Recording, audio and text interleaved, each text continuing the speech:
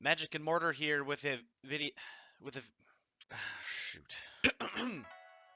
This is Magic and Mortar with a tutorial on how to build ice walls for your tabletop games. We will be giving away this awesome dragon that you see right here, and to enter it's extremely easy. Just leave a comment below that says something like, "Hey, I want that cool dragon." Thank you so much for being here, and I hope you enjoy our first video.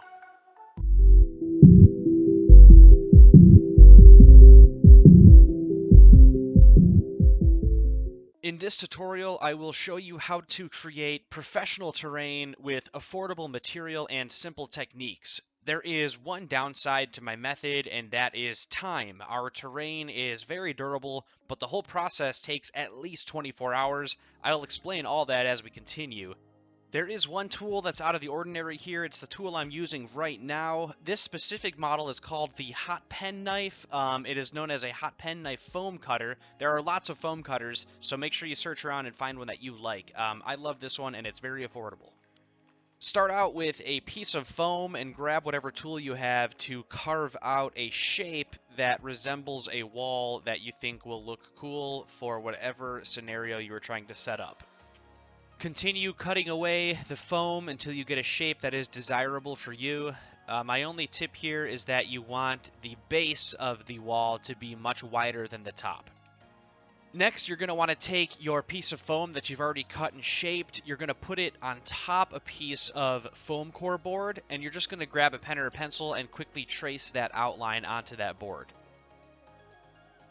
Next, with the base of your wall traced out over that board, grab whatever cutting tool you're comfortable with and go ahead and start cutting that base out.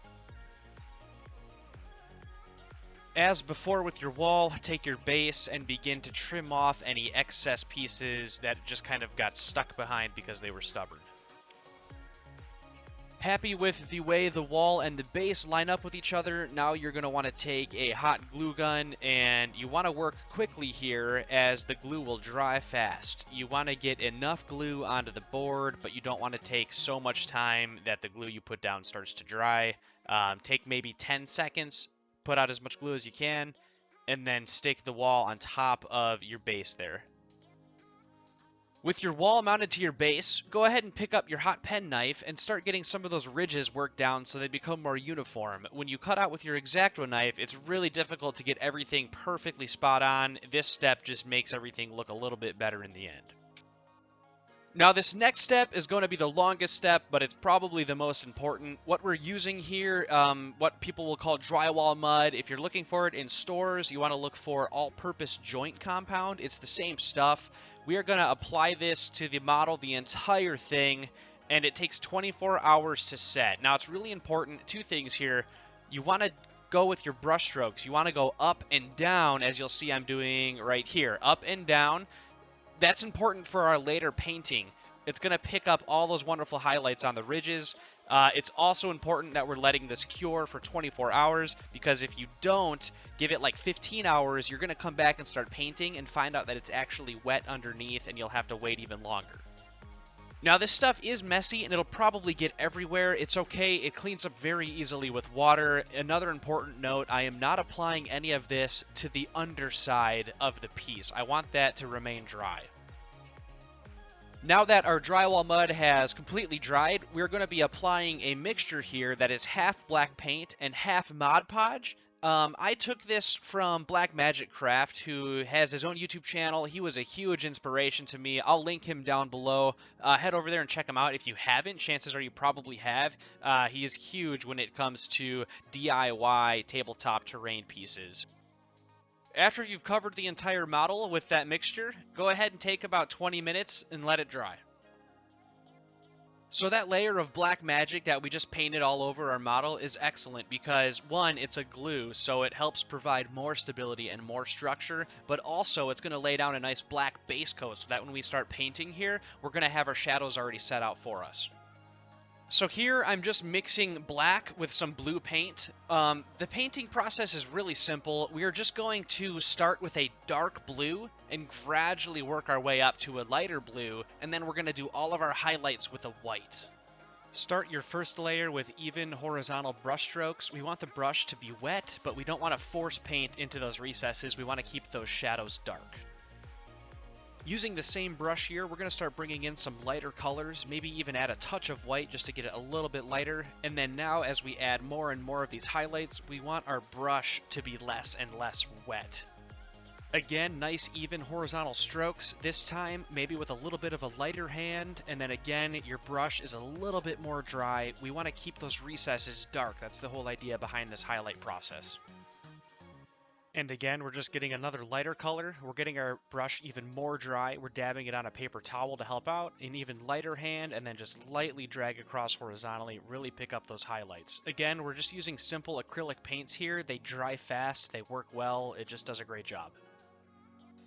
Onto the final dry brush here, we're going to get a brush with bigger bristles. We really want to work that white paint as deep down into the bristles as possible for an effective brush here, and then you want to dab off as much of the wet paint as possible using a paper towel, and you'll see I usually dab it on my arm or my hand even to just see how it will affect the model itself. So honestly now at this point you could consider these walls finished, they're painted, they look good, they're very sturdy with that drywall compound, but I like to add some extra details at the end that goes a little bit beyond just painting. I think that it's very cool and fun for this part to add a little bit of your own flair. So what I'm doing here is I'm just using a hot glue gun. We're going to make some vertical lines, kind of make like a dripping ice effect, some icicles here. And then we're not using a tremendous amount of glue, just a little bit, very quick strokes. Now, I know you can't really see all that hot glue we just added, but it will come together in just a moment here at the end. But before we finish, one last thing we're going to do is we're going to get some blue glitter glue here. We're actually going to apply this to all sides of the wall here, and then we'll lightly brush it on with one of our brushes. You don't have to do this step. If you think glitter looks bad or you don't want your wall to be sparkly, then just skip this step. I personally really enjoy the sparkliness on the ice wall. I think it looks great. Here are both sides of the wall, one with glitter and one without, so you can clearly see the difference with the sunlight catching those glitter sparks there. This side is with. Let's see, do I spin it around again? And then that side is without, so it's totally up to you how you want to handle that. And we're going to finish the model with one very light, very final white dry brush. Get it as dry as you can. Go ahead, dab it. Go ahead, wipe it on your arm. This is going to help bring all of those hot glue icicles we just added. It's going to hit those, highlight those really nice. It's going to bring the sparkles to the front. And then at the end here, you can see the difference all of that makes. All this stuff we did extra. This side has nothing done to it. And this side has the glue and the glitter and the other highlights. Nothing on that side, everything on that side. You can see what a difference it makes. Big shout out to everyone who watched the video. Thank you so much for your support. Like I mentioned before, if you want a chance at that dragon right here, go ahead, just leave a comment mentioning the dragon. You might be thinking to yourself, that dragon's really cool, but I don't have any terrain. Well, we're also going to give away 4 of the walls like the ones we just made in this video, along with that dragon. We want to do giveaways every month, so you guys please subscribe so that you're aware of the giveaways that are happening. Again, thank you so much, and we'll see you next time.